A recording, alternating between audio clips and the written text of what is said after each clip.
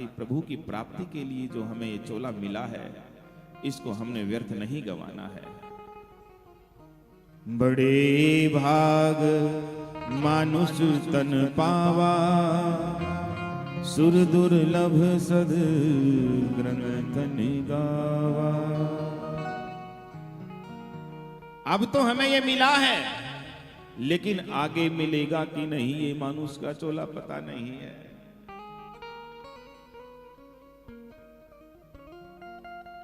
एक मानव का चोला ही हमें ऐसा मिला है, जिस जीवन के माध्यम से, जिस चोले के माध्यम से, जिस साधन के माध्यम से हम अपना आगे का रास्ता संवार सकते हैं।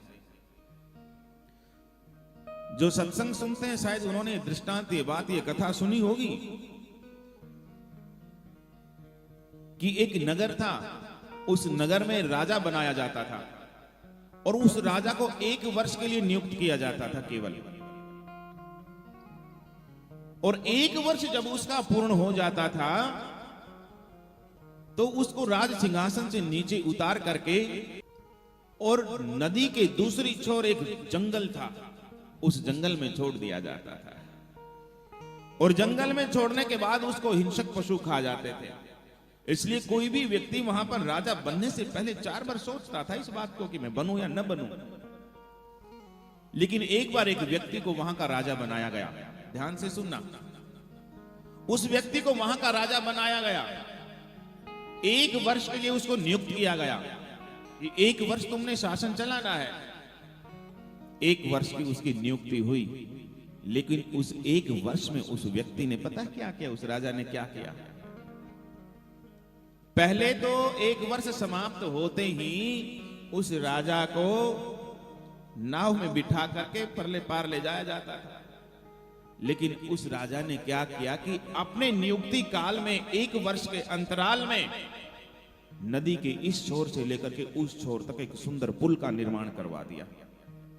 सुंदर पुल निर्माण करवा दिया, पुल बनवा दिया सुंदर सा।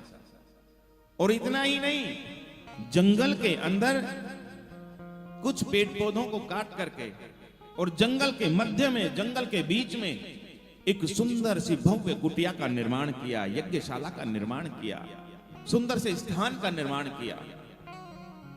और जिस स्थान का निर्माण किया उसके चारों तरफ तारों से उसको रक्षित किया गया, सुरक्षित किया गया। अब 1 वर्ष उस राजा का पूर्ण होने वाला है। कहने लगे नौका को तैयार किया जाए, राजा को वहां पर छोड़ करके आना है। और सबको पता है कि हिंसक जीव इनको खा जाएंगे। लेकिन राजा ने सारी व्यवस्था अपनी पहले ही कर ली। वो पुल पर अपना चढ़ करके गए अपनी सवारी से, और जंगल के मध्य में जाकर के जहां उन्होंने स्थान बनाया वहां जाकर के आराम से रहने लगे और भजन करने लगे। कोई हिंसक जीव वहां पर नहीं आया, किसी ने उनको परेशान, दुखी, व्यथित नहीं किया। बात छोटी सी है, लेकिन इससे हमें सीखने को क्या मिलता है? ईश्वर अंश जीव अविनाशी, चेतन अमल सहज सुख राशि। ये मानव ईश्वर का अंश है।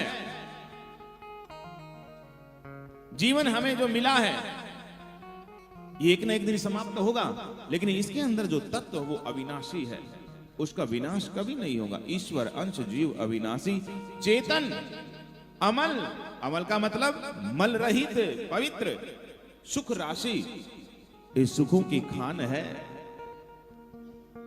और हम भी भगवान के राजा बाबू हैं, ऐसे नहीं है। बालक हैं हम भगवान के, और राजाओं की तरह भगवान हमें रखते हैं, राजा बाबू हैं हम।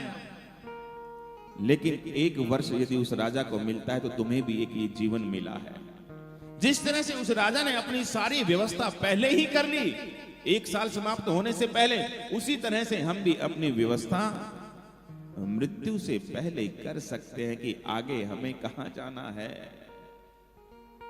और कैसे करेंगे वो शुभ कर्मों के द्वारा, अच्छे कर्म करके हम अपने आने वाले समय को अति सुंदर बना सकते हैं, बहुत प्यारा बना सकते हैं। क्योंकि ये मानव का चोला, ये मानव का जीवन हमें बार बार मिलने वाला नहीं है।